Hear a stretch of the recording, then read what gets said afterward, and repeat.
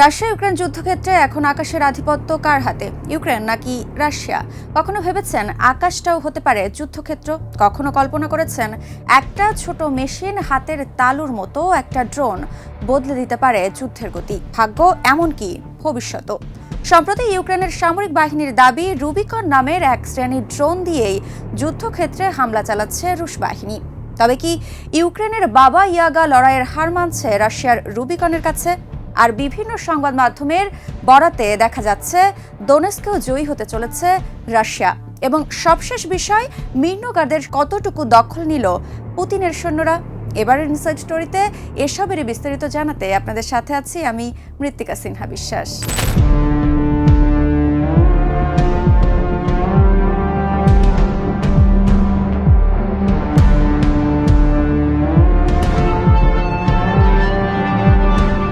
একটা সময় ইউক্রেনের আকাশ ছিল তাদেরই দখলে। কিছুদিন আগেও ইউক্রেনের সৈন্যরা ছিল প্রযুক্তির যোদ্ধা। তাদের বাবা ইয়াগা রাতের অন্ধকারে রুশ ঘাঁটিতে বজ্রপাতের মতো হামলা চালাতো।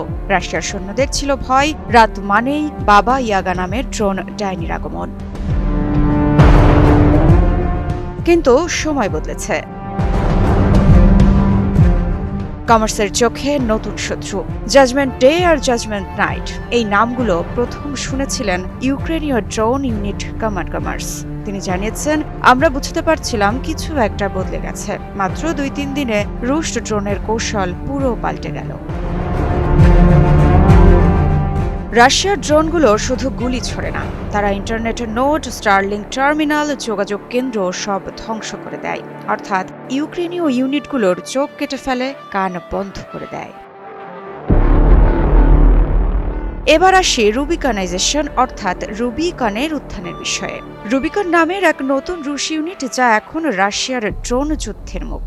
চলতি বছরের জানুয়ারি মাসে তারা মাত্র 31টি স্ট্রাইক দেখিয়েছিল। জুনে সেই সংখ্যা 1000 ছুঁয়েছে, নভেম্বর 2000-এর বেশি। তাদের লক্ষ্য একটাই, ইউক্রেনের আকাশ ভেঙে ফেলা, বাবা ইয়াগাদের ডানা কেটে দেওয়া।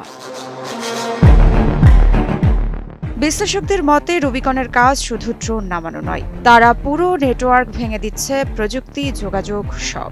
এ যেন ডিজিটাল অবরোধ, যেখানে গুলি নয়, ডেটার সংযোগই যুদ্ধের প্রাণরেখা। এদিকে আছে আর্কেঞ্জেল থেকে রাষ্ট্রীয় যন্ত্রের রূপান্তর। এই রূপান্তর শুরু হয়েছিল প্রজেক্ট আর্কেঞ্জেল থেকে, যারা একদল স্বেচ্ছাসেবক, যারা ছোট স্কেলে ড্রোন বানাত। 2 বছরের মাথায় সেই ছোট দল এখন রাষ্ট্রীয় মেশিনের অংশ। বেরদিয়ানস্ক থেকে ক্রিমিয়া পর্যন্ত গড়ে উঠেছে অসংখ্য ড্রোন স্কুল, হাজারো নতুন ড্রোন চালক প্রশিক্ষিত হচ্ছে। রুশরা একে অবশ্য বলে পিপলস বিপিকে, জনগণের সামরিক শিল্প। রুবিকন, জাজমেন্ট ডে, আর্কেঞ্জেল সব এক সুতোই বাঁধা এখন, আর পেছনে আছে রাষ্ট্রের বিশাল হাত। তবে ড্রোনের যন্ত্রাংশ, ক্যামেরা, ব্যাটারি সব আসছে চীনের সাপ্লাই চেন থেকে। রাশিয়ার অর্ডার এত বিশাল যে অন্য দেশগুলো 2026 সালের মাঝামাঝি পর্যন্ত ব্যাকলগে আটকে আছে।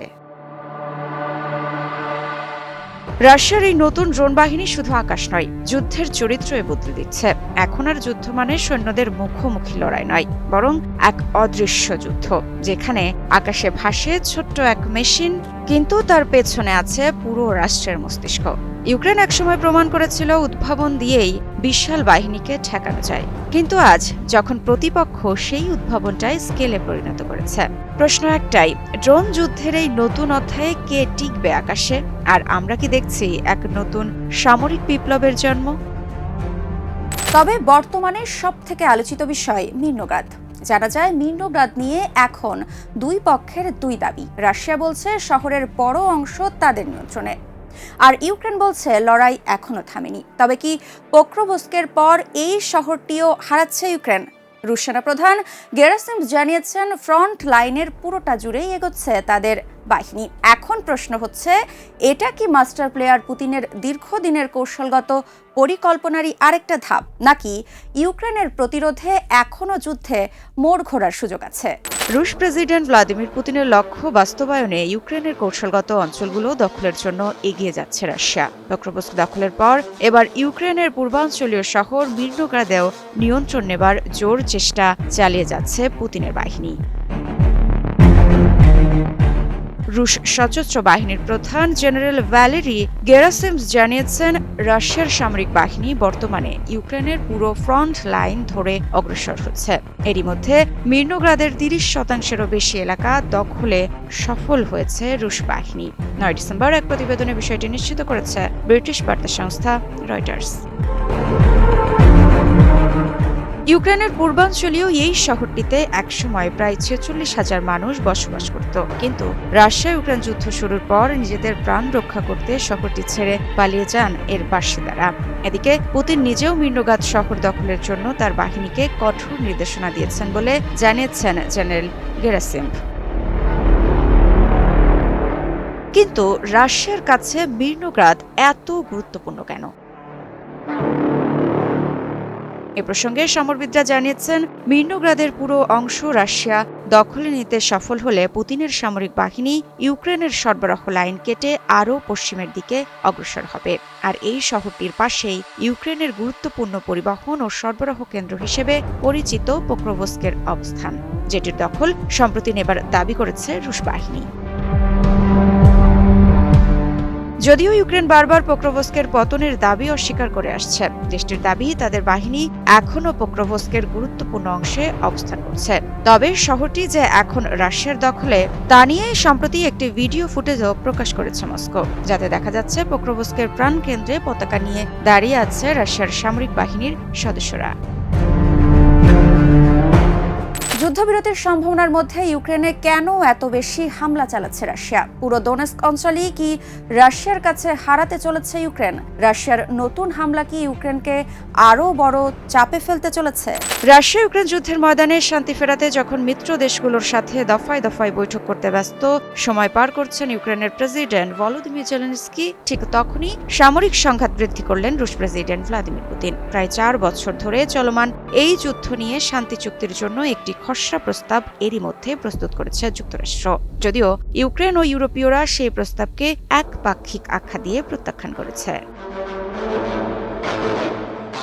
তবে পুতিন জানিয়ে দিয়েছেন, দনবাস থেকে ইউক্রেন সেনা প্রত্যাহার না করলে জোর করেই অঞ্চলটি নিয়ন্ত্রণে নেবে রাশিয়ার সেনারা। তাহলে কি ভয় পেয়ে রাশিয়ার কাছে ভূখণ্ড ছেড়ে দেবেন জেলেনস্কি? এদিকে ভূখণ্ড ছাড়ের বিনিময়ে রাশিয়ার সাথে কোনো ধরনের আপোষ না করার সিদ্ধান্তে অটল ইউক্রেনের প্রেসিডেন্ট জেলেনস্কি। এমন পরিস্থিতিতে নিজের লক্ষ্য বাস্তবায়নে এক পাও পিছু হটেননি পুতিন। এবার ইউক্রেনের খার্কিভ এবং দোনেস্কের অঞ্চলের আরও 2টি এলাকা দখলের দাবি করেছে রুশ সামরিক বাহিনী। রাশিয়ার সামরিক বাহিনীর দাবি, তারা দোনেস্ক অঞ্চলের দিমিত্রি এলাকা দখল করেছে।